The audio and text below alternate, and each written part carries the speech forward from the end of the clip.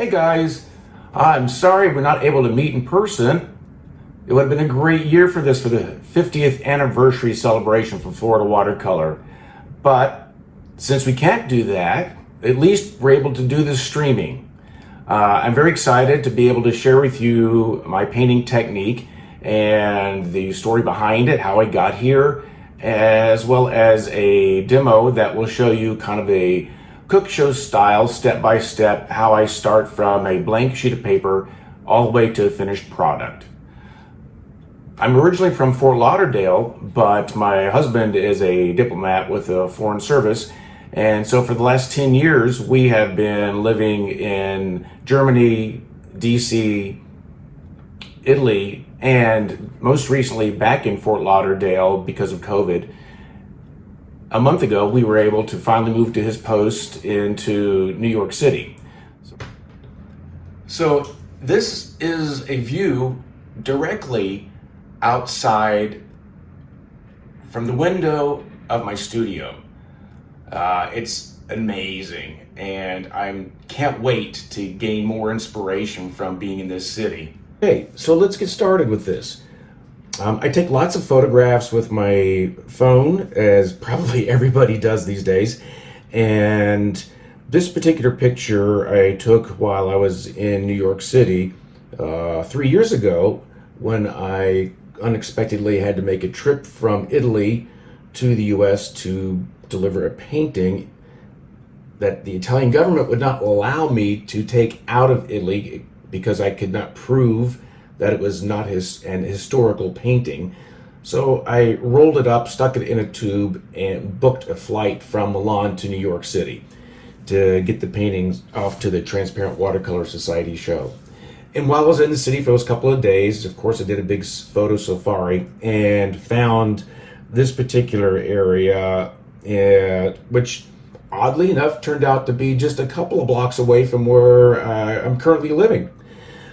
So I start off with the photos in color. I convert it in Photoshop to black and white. And then I use one of the filters called Posterize. With this particular demo that I'm doing, I did the Posterize with 5 levels. And what that does then essentially is take that image and break it down into 5 light groups. So here you have the white, and then the next lightest area is going to be essentially 25% gray, and then the next darkest area is going to be a 50% gray, which then would be 75% gray, and then 100% black here. So that makes it 5 distinct levels. I got started in doing this kind of painting kind of in a roundabout way. I mean, I know that in the last 5-6 years, this type of posterized painting has become quite popular. I initially fell upon this when I was in Berlin back in 2012. But to get the image that I have gotten in Photoshop, I will then use a projector to project it onto the watercolor paper. It's not a big fancy projector because I don't really want to have those exact precise lines. And so what I use is a Pico projector. So it is this little teeny thing, and that travels with me. And it doesn't do a fabulous job of projecting the image, but it gives it the rough outline so I know the shapes. And the shapes is the part that I'm most interested in. And so what I want to show you is how I take a piece of paper that is blank with nothing on it, and just using the mouth atomizer to go from this to something like this. And this is not the painting that I'll be demonstrating for you, but I just wanted you to see what kind of painting will be the end result. So in this painting, you can see that it also has the same 5 levels, going from white, then to a 25%, a 50%, a 75%, and then 100% for the darks. So the main tool that I use to get these different colors, the blends, the textures, actually the method I deliver the pigment to the paper is using a mouth atomizer. There's several different kinds of mouth atomizers available, and the one that I use is a Pat Dew's mouth atomizer. And I like this one specifically because it's fixed. There are a lot that are on the market that collapse back and forth, and I found that at times when I'm maneuvering and quickly trying to paint, this hinged area will move and it changes the effect. Coming from a background of internal medicine, I'm very much about control. I tend to think of it as just wanting to make sure of the outcome. Some people think I'm a control freak. You can take it either way. But this always provides the same result, and I know it's very predictable because the angle is not changing. Okay, so some of the other important tools that I use: masking fluid or liquid frisket, and I only use this particular brand, Pabio. I've found it to be the best for my needs. I know there's lots of brands out there and everybody has their favorite, but for me, this is what works best on the paper that I use. I use Arch's 300-pound paper. Now, with this drawing gum, there's two different types. There's this one, which you'll see it says caution irritant, which actually has an ammonia base to it. And there's another type that will be odorless. My experience with the odorless has been less than good, and I would not recommend it. It crumbles. This product is made for use with children. The one that has the ammonia base, I find, does the best job with the Arches paper and the paint that I use. Now, I apply the drawing gum with these very inexpensive Cheap Joe's ugly brushes. They're $3 each approximately, and I can get easily 3 or 4 paintings masked out of it with one brush. And then once one goes bad, I can trim it up and then use it for applying masking in a fine line. I use a very limited palette. Again, it's about control, and I can control the outcome more easily with that. So the colors that I use are Winsor Yellow, a Quinacridone Gold, a Permanent Rose, and a Winsor Blue Green shade. Okay, so like most artists, I'm big into recycling and reuse and saving things. I mix my paint up with water, and I store them actually in old pill bottles. So this way I can keep a fresh supply of the liquid paint at hand. Now, the part that I love the most about this is I've discovered the honey bottles that have these flip tops and have a rubber seal on them. And so what I do is, after I mix up the paint, again, they're all in a predetermined portion that I'll show you in a minute, I can screw this on top, and I can then use my mouth atomizer through here. Pull it out, no paint wasted, none lost, no worries about spilling. Now, I admit, sometimes I have to use a brush. I use just a giant wash 3-inch brush, and you'll see that when I do the demo. But as far as for other brushes, I really don't use any unless I'm doing finishing up work after the final stage where I need to do some corrections with that.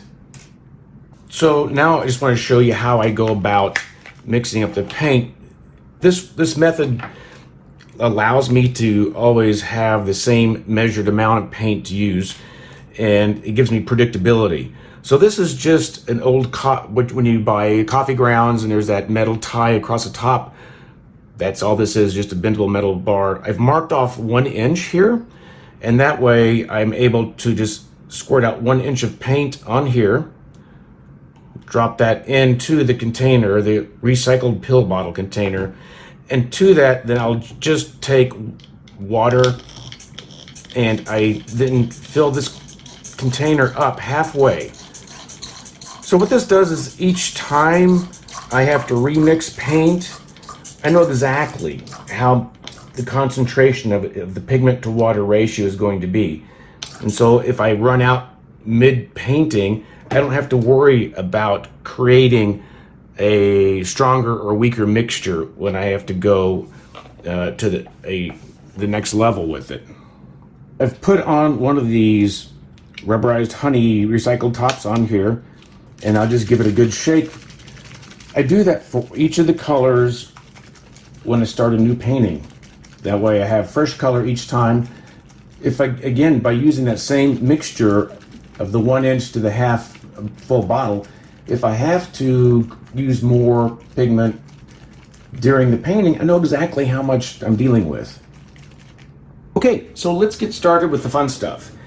As I said, I work with Arches 300-pound cold press paper, and so we've gone from there to the drawing already projected onto the paper. It's more like a contour drawing of the different shapes of the different values of 0, 25%, 50, 75, and 100% on the grayscale. And what I've done here is save the white highlights. So it's not just the whites, but this is the highlights of the whites. And when you look at the original picture that I was working with, you don't see all these dots that I've put in here, the light bulbs of the sign, but I wanted to show those in there as a white highlight. And along here also some of these light bulbs that are also left as white highlights. You'll notice that the white through here, along through here, is still not masked. So what my first step is, after masking out the white highlights, is to essentially tone the paper. And I will do that first off with a layer of water, then a light layer of color with the atomizer, but I'm only going to be using the yellow and the permanent rose, and then a layer of water on top of that to kind of wash the color through, and that will give me the toned paper to start with. All right, so now getting ready to do the first paint layer. And for those of you who've been paying attention, you might notice that there's a slight difference here. The plastic is coating over the work surface now. So this is just a drop cloth I got at a big box hardware store. John calls this my Dexter phase because of that TV show where Dexter was always wrapping up all his bodies in plastic. I do this just to protect the area around because there's obviously some overspray. If I had been doing this in person, then we would have had the first row seats would have been in the splash zone. Everybody had a little sheet of plastic to keep from getting overspray. So again, the first two colors I'm going to be using are just the yellow and the permanent rose. Mix those up again. And first off, starting with just spraying some water, just plain clear water onto the paper. And again, in order to make sure I've got a nice even layer of the water, this is where I'll use a brush just to smooth that out.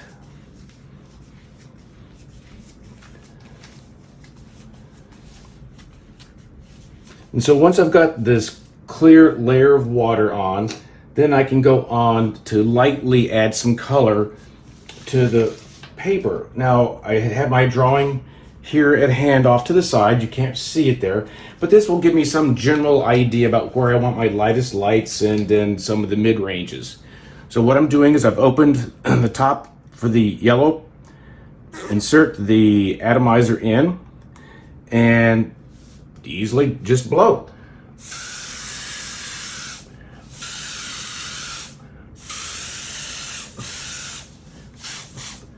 And so I put mostly the yellow area around where the lights are. After I pull the atomizer out of the container of pigment, then I just put that into the water and blow, just to clear any of the pigment that remains in the atomizer out. So, and now I'm just going to do some of the permanent rose.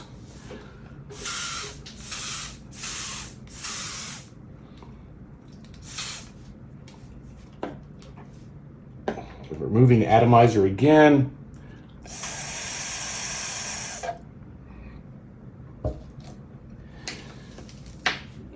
As you can see, the colors slowly kind of mingling on through here, and I'll use the clear spray water, to kind of move those around.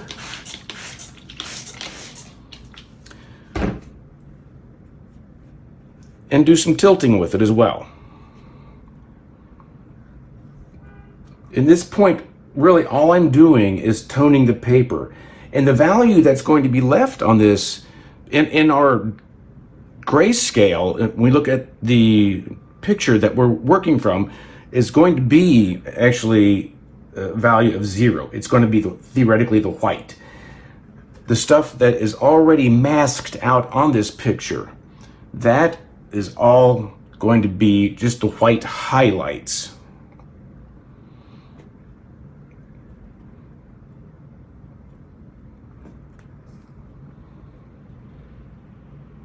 And there's going to be areas that don't have much color to it at all, and that's perfectly fine because, again, this is theoretically just going to be the 0 value.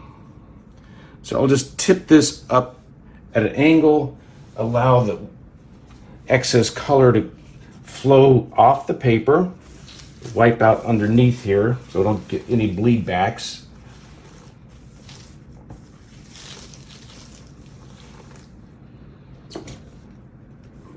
Okay, so this will be the first sheet, the first color on it, and instead of forcing you to sit here and watch paint dry, I will go ahead and switch over then to the next phase that's already been prepared. So now we've got the very first layer, the 0% layers dried, and what I have already done is masked off the area that was white. So if we look in the drawing here, everything that was white has been masked. So it's only the 0% value that's been masked that you see here. You'll see underneath the dots of the white highlights that I had masked previously. And what I'm going to do now is just mask this one area so you can just kind of see the technique that I use. And also to talk about what happens when you have two of the same values that come together, but yet you want to maintain that distinct shape. So as I talked about, I used the PBO, the drawing gum. I learned from Linda Baker about storing this upside down because that then keeps a seal in there so you don't have to worry about it drying out as badly. And also when traveling, I will use a saran wrap or sealer here to increase the security of it so there's less likelihood of it leaking. Also, I put it in a Ziploc bag to do the same. I use these Cheap Joe's ugly brushes, and it's a very simple thing. I use basically an hotel hand soap. It's one of those small mini bars that you get stored in a plastic container.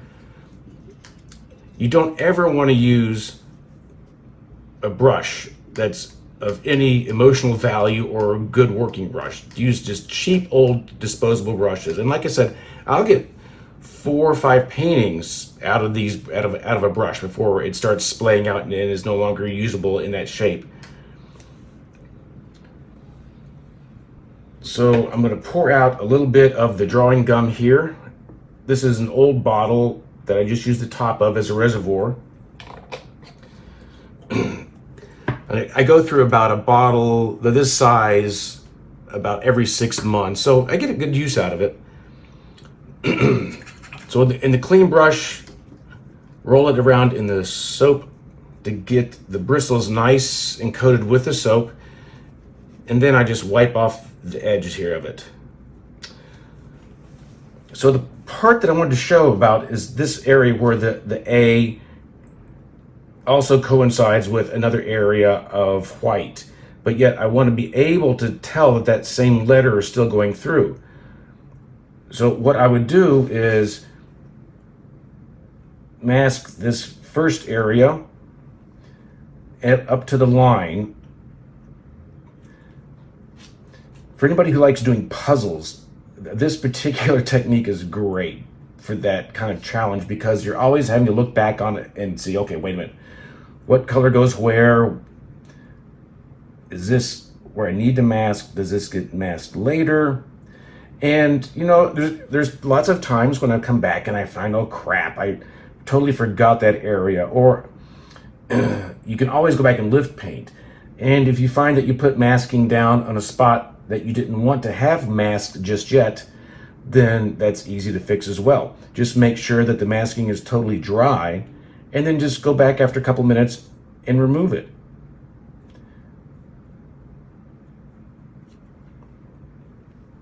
Now, after a while, you might notice that your brush starts getting gummed up, and that just is a sign to go ahead and rinse it out again. Re-soap it and go back in with masking fluid. And you can see I'm just kind of following along on the drawing here, so I know exactly where I want to have that value saved. And that's what we really are doing right now at this point. We are just saving values, and this value that we're saving now is 0. It is the value of white, not the masked whites. These are the masked whites here, but now this is just going to be just the value 0. And I kind of find it easier for me to use these numerical breakdowns of the different values. If I call it a 0 versus a 25, then I kind of know where that works out in the color scale on my drawing. Now, again, if you find that you do one of these little dots by mistake and it's not time, just let it dry, and then you can go back and fill it in. And sometimes looking at the drawing, you'll see areas that, that maybe ought to be darker or lighter, and you can make your own artistic judgments on it. It's like, what point do you do this? So I'm just going to go ahead and fill this in here while I'm waiting for this area to dry, because that's going to have the same value, but I want to maintain the shape.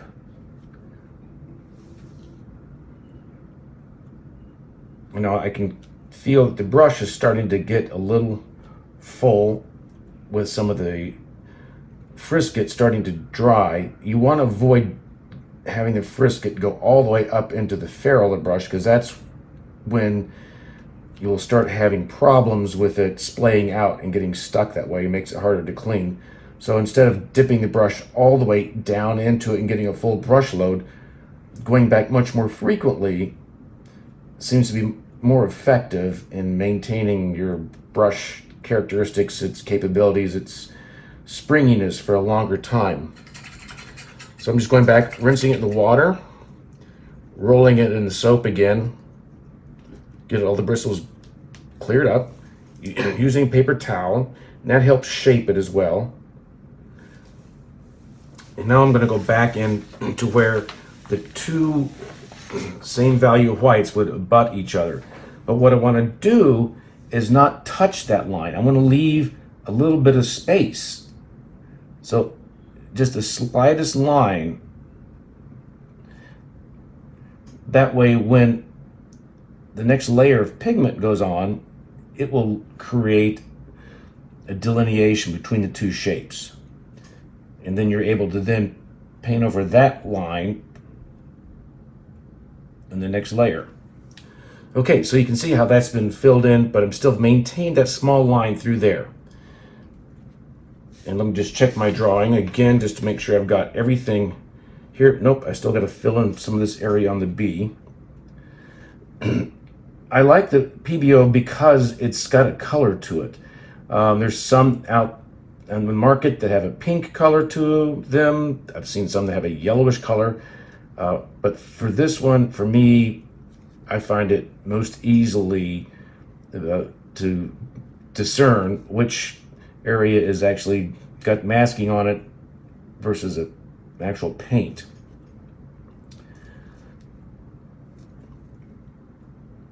And the nice thing about this particular part of the PBO is when you peel off the masking, as you'll see at the very end, it comes off frequently in big chunks, sheets, whereas the type that does not have the ammonia in it comes off in pieces, in little small pieces that get all over the place, and it's really super hard to clean up and to remove. Okay, so I think I got that little area done that I wanted to get finished here. So what we'll do is just let this dry. That will take about 5 minutes, and then we'll put on then our next layer of paint, which is going to be the 25% value.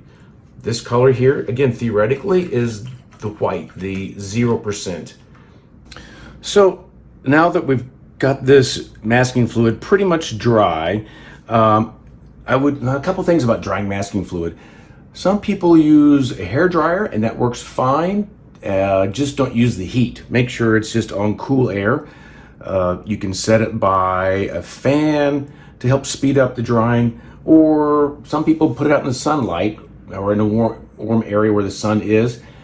But be careful about that, about leaving it in the sun too long, because it can melt the masking fluid into the paper.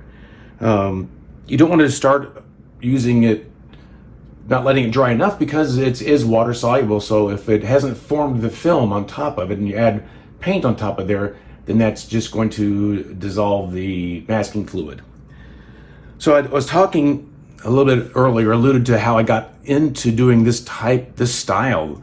And I'd gone on a street art tour in Berlin back in 2012, and I was just fascinated by the stenciling.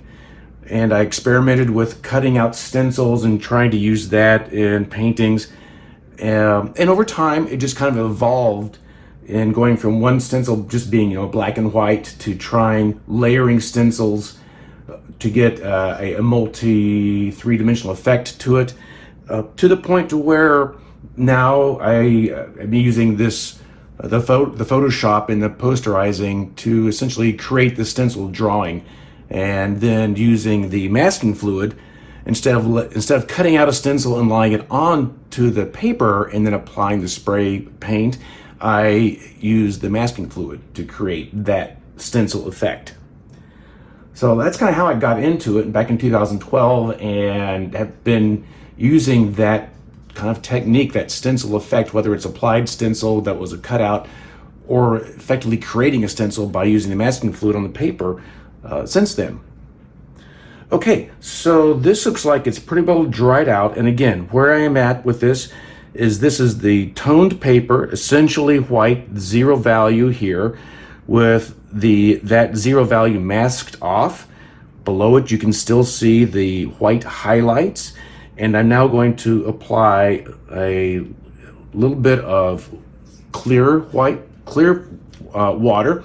And then I will use the pigments with the mouth atomizer in a very light coating. So again, this is just trying to create a 25% value effect. So I'm just going to wet the paper again.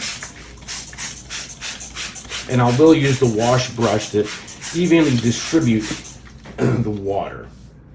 So what's different between this stage and the one beforehand, where I had the white paper, brush the water on, and then put the pigment on?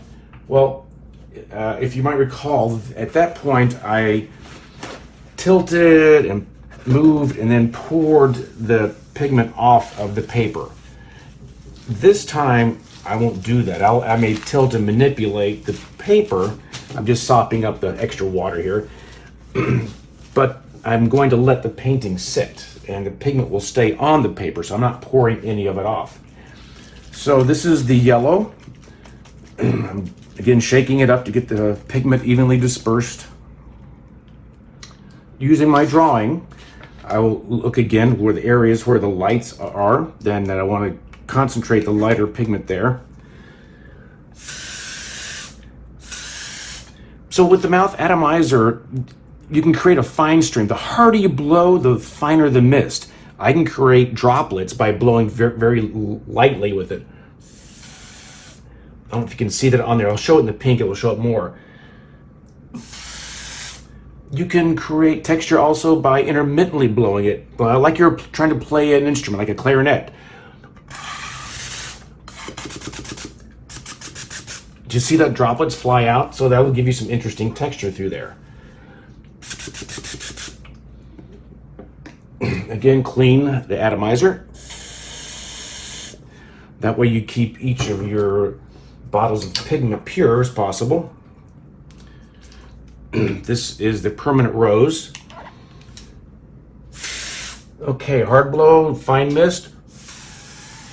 You can see that. Not blowing nearly as hard, much more spatter looking effect.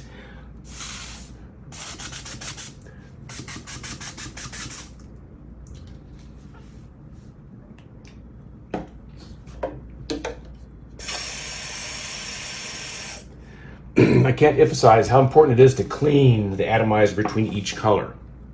I'm going to use a little bit of the blue, but only at the very end, because this blue, this phthalo blue, is so darn strong, it will overtake the painting very quickly. So I'm just going to kind of look here again, assess where I want some more color.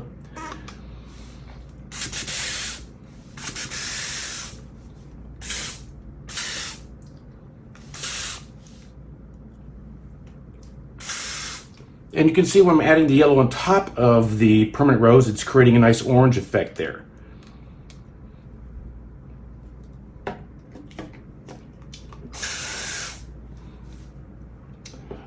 Okay, once again, clean out the atomizer.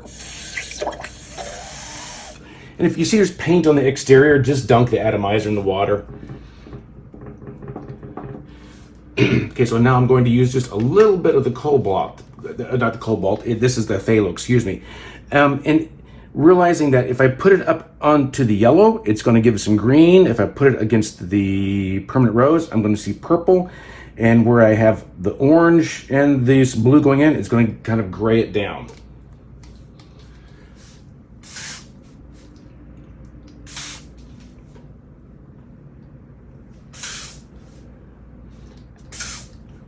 Again, just going very, very lightly with the blue. Clean out the atomizer.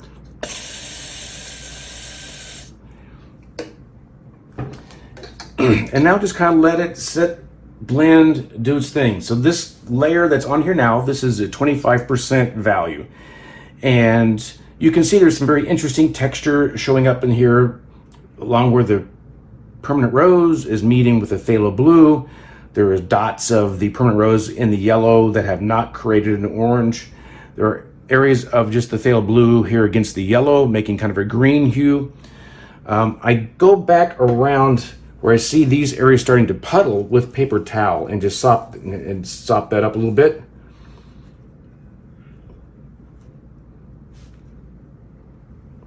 You'll see that it will fill back in with more pigment too as it dries.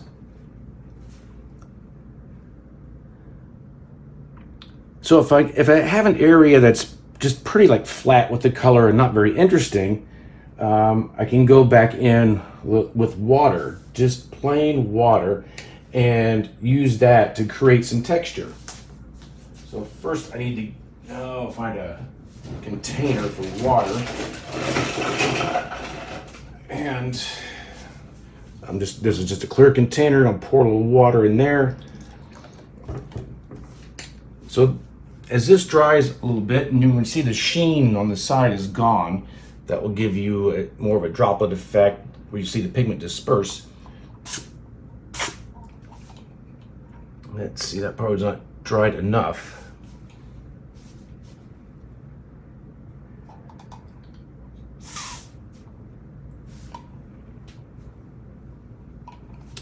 And you'll see areas like up here in the corner where the water earlier on that was clear did not saturate the paper enough, so the water color is not blended in. So I can go ahead and add some more water here to get that area of paint flowing. Or I can just leave it as it is, which will create an interesting texture as well. Okay, so you might have noticed a change in the lighting here. It's now afternoon, and I've got sun that's coming in directly to the side. So the blinds are down a bit, and that might affect the perception of the colors on here. What has changed also is that the picture here now is at the 25% area is painted, just to refresh on that. And I've masked off the areas that I want to save at that 25% stage. So we'll now go through and put on the 50% color. So everything that's not masked here will be covered over with 50% of the paint at that intensity. And you notice some areas too that have not gotten exact same coverage. The areas that were a little bit dried from when I put the paint on here and did not go through. And these you don't need to worry about because they'll be covered over when we do the next layer of paint, and you won't see that. It'll add some interesting texture to the background. So let's go ahead and start with the spraying here. It is going to be all 4 colors this time around. I'll be starting off with the yellow.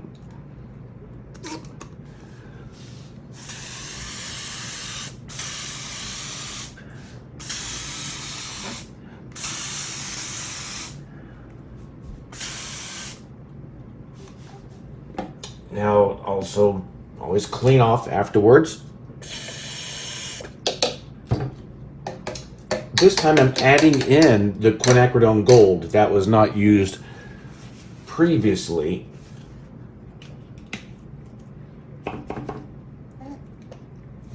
As the yellow can only really get about a 40% value, this is why I'm adding in the quin gold now, and then in the next time we won't be using any yellow at all.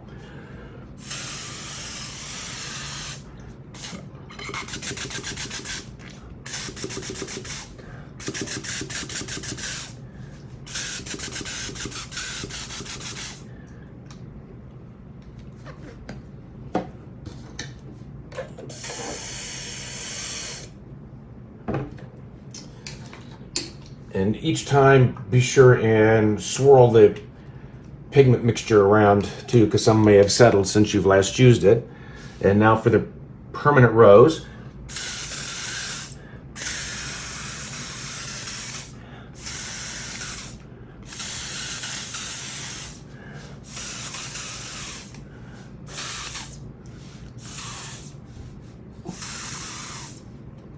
And you notice some wonderful texture happening here too.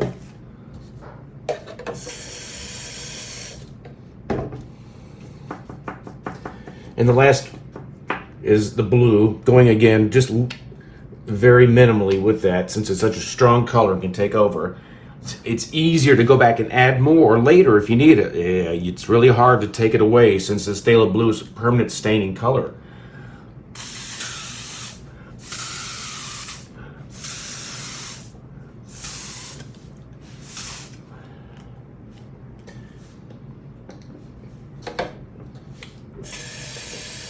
Always remember to clean out the atomizer after using it. And so I'm kind of happy with what's going on here. I might add a little bit of water. That way it will mix up these droplets so it's a little bit less texturized. This is just clear water.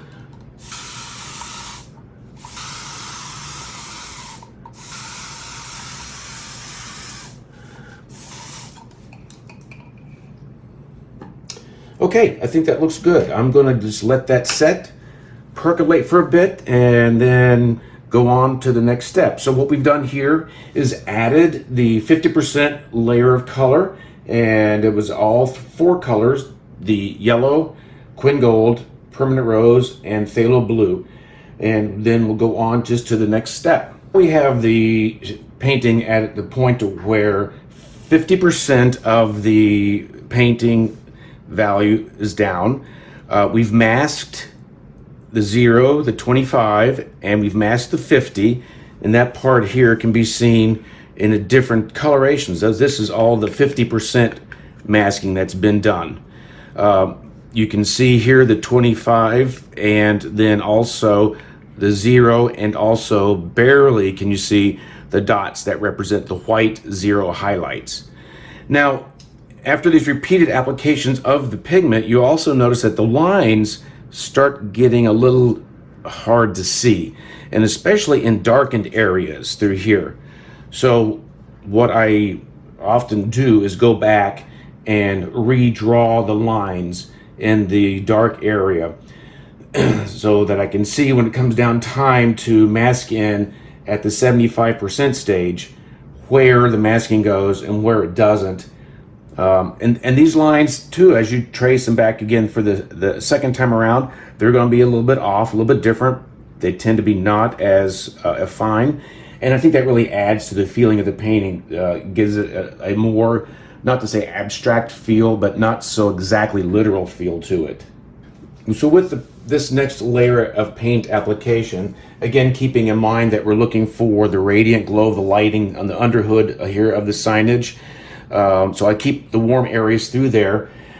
Also, at this point, I won't be using the yellow. I'll only be using the quinacridone gold, the permanent rose, and the phthalo blue. So always remember to shake it up again in case anything has deposited on there and settled to the bottom.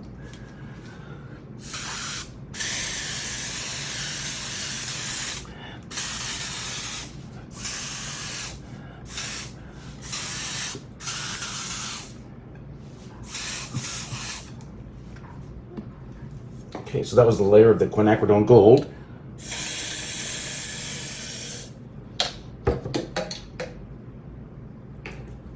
Next, I'm going to do the permanent rose.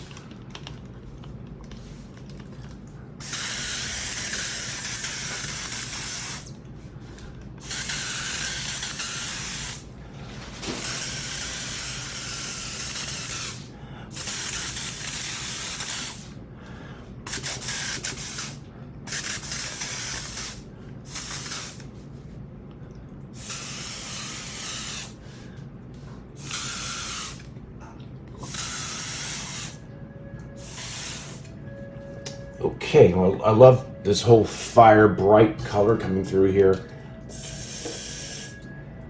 And finally, the last color I'll put in now is the phthalo blue. And this is going to be a little bit darker this time, a little bit more blue.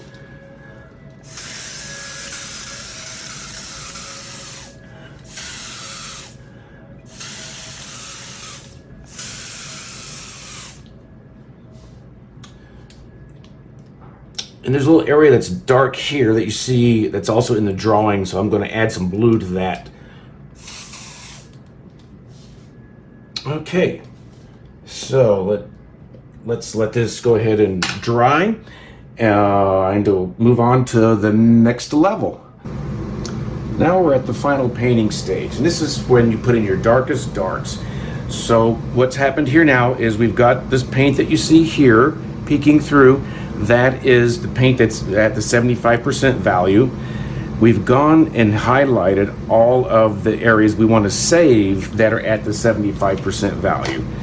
So everything you see peeking through is going to be painted over at 100%. So you're looking at the reference drawing. For example, this area through here, you can see this is the 75% value. Here's the 100%, and that's not masked. The 100%, the 75% is masked to save that value. So everything we want to save that's at the 75% value at this stage, we've already masked off here, and that's this new additional mask. So let's go ahead and get started with this final layer, and here I will use again the quinacridone gold, permanent rose, and the phthalo blue. Now I'm just going to start off with the permanent rose, then go to the phthalo blue, and then I'll add in quin gold. That will give you that triad together will then really darken it up.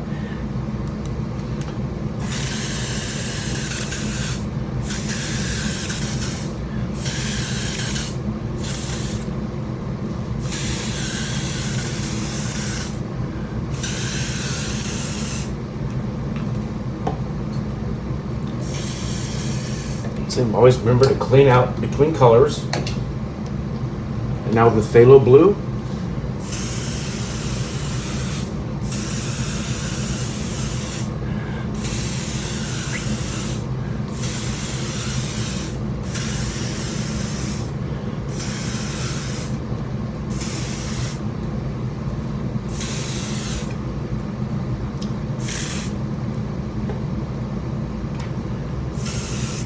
Okay, and finally I'll add the quin gold. And there's lots of little spots that are left open that needed to be done at 100% value, but you may not necessarily get it so perfectly done with the sprayer. And at this point, I will go back with a big wash brush to make sure all those small little nooks and crannies are indeed colored in.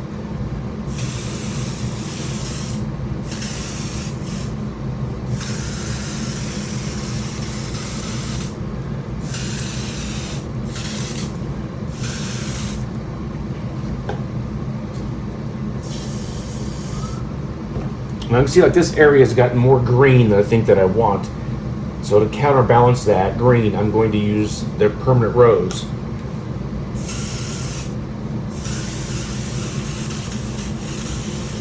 And you can see how that darkens it right up. So I'm going to let this sit for a minute. The colors kind of mingle and merge together. It just gives some beautiful shading to the painting. But again, this is the darkest darks. And I want to be able to make sure that all the areas that needed to be filled in with the darkest darks. I see some spots over here that did not get painted in, that they are indeed also covered. So I'm going to use this big 3-inch wash brush. You can see, okay, that just fills it right in there.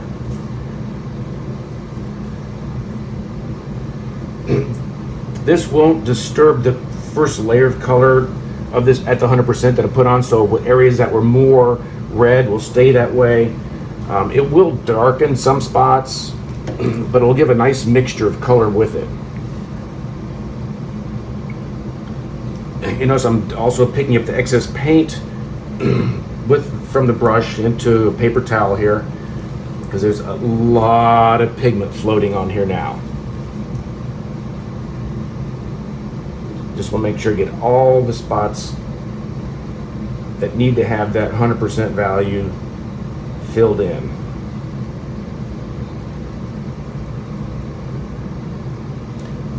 Okay, so also at this stage, if you want, feel that you can go through with a paper towel and blot up areas.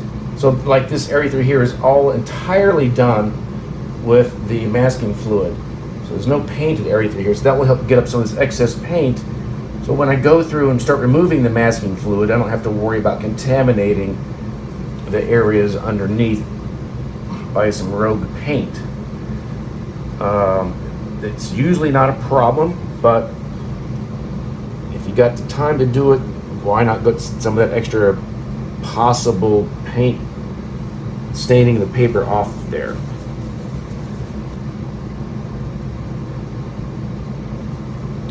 And also on the edges, you want to mop up around there just so you don't get any water going back under, back filling it, causing a blossom through there.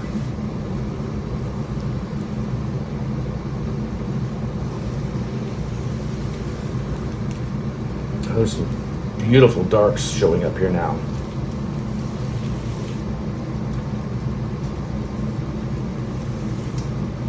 Okay, so there we are with all the paint applied that's going to get applied. Now you just sit back and wait and make sure everything is totally bone dry before you proceed on to the next step.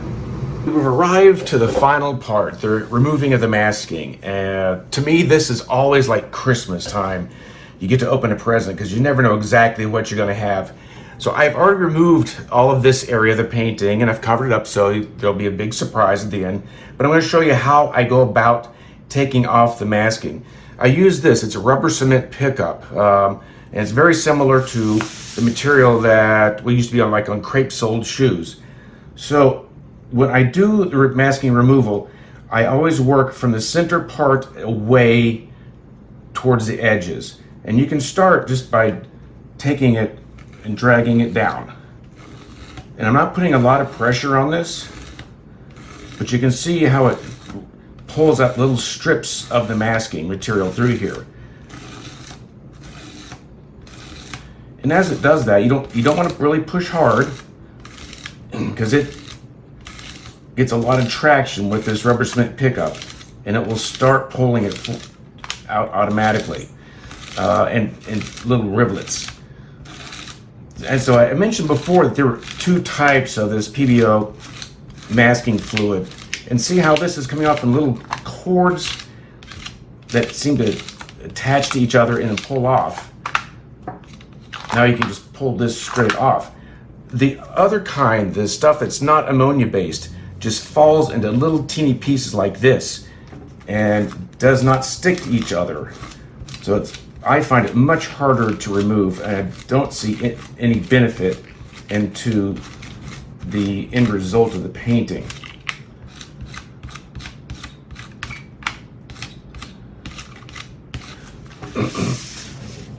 So again, just kind of starting in the center, pulling across. And after you've gone through lots of layers of adding on this frisking fluid, especially in spots where you don't have many darks, it will be super easy to pull up in sheets.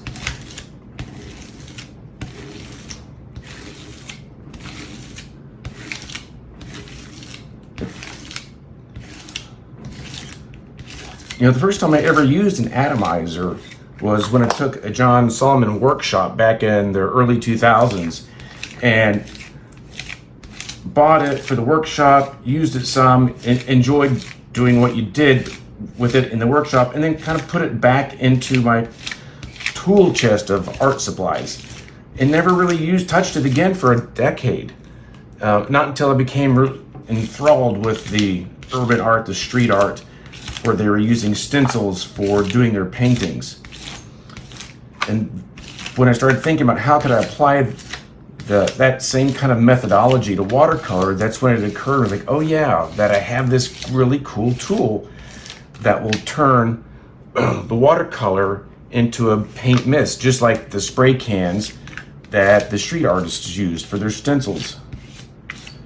So when I dug that out and gave it a try with stencils that I made, I found that it worked pretty well. The problem was with the stencils, you got a lot of underspray on the edges. So I couldn't get these crisp, clean edges that the street artists were able to do. And then I started thinking about how could I obtain that. And it occurred to me that because I had done a workshop with Linda Baker where we used a lot of masking fluid and doing layers, that this was a way to fix that issue of having to cut out your stencils by just creating the stencil directly on the paper. So I think I've got most of the masking fluid off. You can rub your hand across and you'll feel rough spots where it drags your hand. You can feel the texture change, and you know that there's some more of the masking fluid there. You can peel that off. After a while, you don't even need to look for it. You can just read the paper with your fingers and find all the extra little pieces that are hard to tell because they're in dark areas. Okay, so one more piece there. I think that's pretty much got everything. So let's go ahead and peel this back so I have the big reveal. I'm going to rotate it around so it'll be the proper orientation that we've had all along. And so here's the finished painting. Well, it's not quite finished. I should say the painting with all the masking removed. There's always little areas that need touching up once you get all the masking off and you can stand back and look at it. But you can see the effects that I was talking about with the whites, highlights that were left through here within the light bulbs themselves. And then here's what would have been white, the 0%. Then you move on to the 25%, 50%, 75% through here, and then the 100%, the darks. Typically, a painting like this on a half sheet takes 25, 30 hours total to do, so it's a good book on tape kind of activity. It can be very meditative for you. Oh, things I want to point out, when we first did the masking on that white, the 0%, we did an area here so you could see that the A still went across and did not get confused with this part of the B. And you see that still there's that fine line that keeps that shape delinified. There might be some stray pencil marks throughout here that you can still see. You can easily remove those with an eraser. And if there's spots that you think need to be touched up, all you've got to do is go back in and add some more color. Hope you've enjoyed this. I've always found these interesting. I will have to say that throughout doing these paintings in the last couple of years, I've found a common theme, and it's always been bar. And when I first moved to Italy, it was interesting because this word bar was, in my mind, thinking, oh wow, these people drink a lot. I'm gonna love this country. But in reality, it's just where you go get coffee. So this is an interesting take on it here from New York City, where it's the bar sign, but just a little bit in reverse, reflecting that it's not exactly what you think it is. One of the things I talked earlier about was using just a limited palette and how that really makes it easier to have a painting where the colors harmonize. So I've got a couple other examples here as well to show you. These all are using the exact same palette. In this painting done of a scene from Mumbai also is the exact same palette. The same 4 colors used keeps the painting harmonious, as does in this painting from Venice. Again, the same 4 colors. So as I had mentioned earlier about all the colors that are used in this limited palette, the yellow, permanent rose, quinacridone gold, and phthalo blue lend themselves to make a more harmonious painting because it's only just these few colors, but yet you can get an entirely different feel depending on how much of what color you use where. So this painting of a tram car in Milan was done using the exact same palette. Okay, so we're all finished with the painting. I'm really glad that it turned out all right. I was a little worried beforehand because you just never know what the final reveal is going to be. I hope you found this entertaining and somewhat enjoyable, and maybe even learned something new that you could apply for your creative process.